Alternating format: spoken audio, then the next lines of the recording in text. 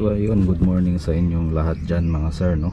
So pag-usapan natin ngayon yung nagustuhan ko dito sa ating iPhone 11, no? So ito po ay 128GB. So nabili ko po ito mga sir, brand new. Tapos nabili ko noong November 2024. So malapit na po siya mag 1 year sa akin. Wala akong problema sa design ng cellphone na to, no? So pag-usapan natin yung nagustuhan natin dito mga sir, no? Shoutout nga pala kay yan, shoutout kay Hello Kitty. So meron akong nagustuhan dito mga sir, at merong hindi nagustuhan sa ating iPhone 11, no? So ulitin natin, nabili natin ito ng brand new. Yan, yung pagbili ko dito mga sir, walang kasamang charger. Yung kasama niya yung lang, yung cable. Yan, umpisahan natin yung nagustuhan natin dito sa ating iPhone 11. So madali ang lang to mga sir, madali ang video lang to kasi pupunta naman tayo sa ating trabaho, no? So yung pinakaunang nagustuhan ko dito mga sir ay ito. Napakasimple, flashlight. Yan, pwede ninyo pahinaan, pwede palakasan yan. So bakit ko ba nagustuhan ito mga sir? Kasi hindi ko to na-try sa sa Android. Wala ata sa Android to. Iwan ko lang sa mga bagong ngayon, bagong labas na cellphone, no?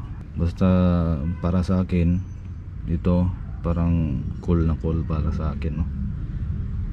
Ang cool na cool. Yan. Tapos pangalawa sa nagustuhan natin dito mga sir, syempre camera. Yan, sobrang linaw yung camera at saka may 0.5 na siya. Sa mga gumagamit na ng mga iOS, alam na to ng mga karamihan, no? Na maganda talaga ang camera ng mga iPhone. So kahit yung mga lumang mga iPhone mga sir, no? Yung mga iPhone 6, iPhone 6 Plus, no?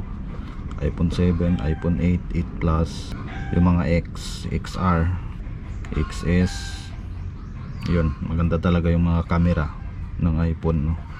Ayan, maganda yung camera harap at saka likod. So hindi ko na i-explain sa inyo yon, basta alam na ninyo yon, yung mga camera. Yun yung pangalawa na nagustuhan natin, camera, no? So pangatlo mga sir ay siyempre hindi siya lag, no? Isa sa mga nagustuhan natin dito, hindi siya lag, hindi kagaya nung nagamit natin dati na mga Android phone, no? Pero maganda din naman yung mga Android phone, no? Okay din yung camera. Iba kasi yung experience ko dito mga sir, sobrang smooth, no? Isa din to sa mga nagustuhan natin sa iPhone 11, no? Kahit yung mga iPhone X maganda din, hindi naglalag. iPhone XR hindi naglalag. Mas okay nga yung iPhone XR kasi isa lang yung camera, no? Isa lang yung camera dito. Para sa akin kasi sir, additional doon sa patungkol sa camera, no? Ito ay dalawang camera lang. Yan, isa ito sa mga nagustuhan natin, yung design ng camera, no? Camera ng iPhone 11 kasi dalawa lang siya. Tapos isang yan. Tapos ito, iwan ko ito, to, speaker ata to. Yung may maliit na dito, butas, speaker ata yan. Yun. Yung design ng camera, okay na okay para sa akin, no? At saka malapit nang malubat yung ating camera, no? So yun. So pang-apat tayo mga sir, yung nagustuhan ko pa dito ay ito, eSIM, no? O electronic SIM. So pwede pala siya dual SIM, no? Yung iPhone pwede dual SIM. Pero yung isaksak mo na physical SIM ay isa lang. At saka sa eSIM naman, bali itong sa akin ay tatlo yung eSIM na ginagamit natin. So gumamit tayo dito ng Smart, Globe at saka dito, no? Yan yung tatlong eSIM. So yung gamit ko dito isang eSIM at saka isang physical SIM para dual SIM siya, no? Pero hindi ko alam kung hanggang ilang eSIM yung pwedeng ilagay dito sa cellphone na to. At isa pa, kailangan kapag eSIM lang yung gamit mo, hindi pwedeng dual SIM, no? Pwede siyang dual SIM basta physical SIM yung isa. Yan yung isa sa nagustuhan natin. Pwede maraming number, no? So pang ilan na ba tayo? Meron kasi akong listahan dito, no? Yan yung listahan natin, no? Unahin muna natin yung Face ID, no? So sa mga nagustuhan ko dito mga sir, yung Face ID, no? Sobrang bilis mag-response ng Face ID. Ayan.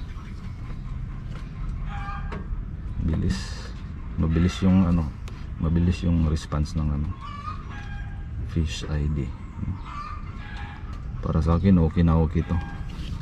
So sa mga nagtatanong dyan kung okay pa ba yung iPhone 11 sa 2025, para sa akin mga sir, kasi hindi naman ako maarte, okay na okay pa siya, no? At saka may update pa rin yung iPhone 11 sa year 2025, no? So itong sa atin ay kaka-update lang natin kahapon, no? So ito po ay 18.6.1, no? Bagong update natin to kahapon. Yung pinakalas na nagustuhan ko dito mga sir ay yung speaker. Sobrang lupit ng speaker mga sir. Parang iba yung tunog, iba yung boses na maririnig natin dito sa speaker na to. Sobrang buo, hindi basag, no? At saka masarap pakinggan, no? So mahilig kasi tayo manood ng mga video sa YouTube, sa Facebook, TikTok. Yan lang yung gamit natin mga sir, no? So yun yung pinakalas na nagustuhan natin dito, speaker, no? Sobrang sobrang simple lang yung nagustuhan natin dito sa iPhone 11, no? Try natin mag-play ng video. Volume natin. Yan. So magkano ba yung nagastos natin dito sa pagbuo ng ating 12 volts na 4S3P na battery pack? So ito, yan, ganyan yung speaker.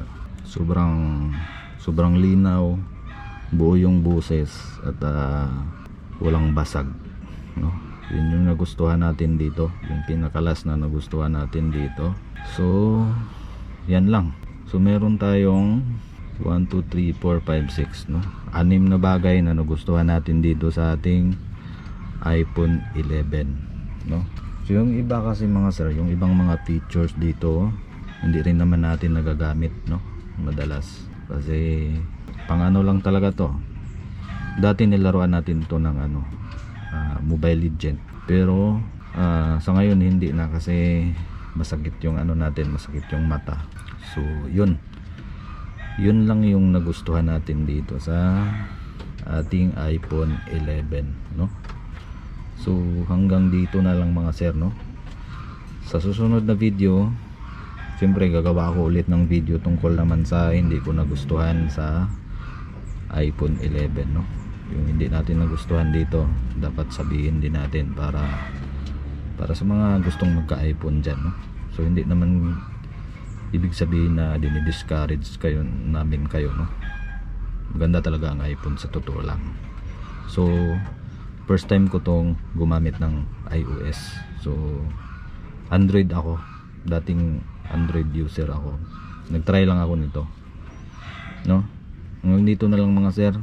Kung umabot man kayo dito, maraming salamat sa inyong panonood at mabuhay kayo.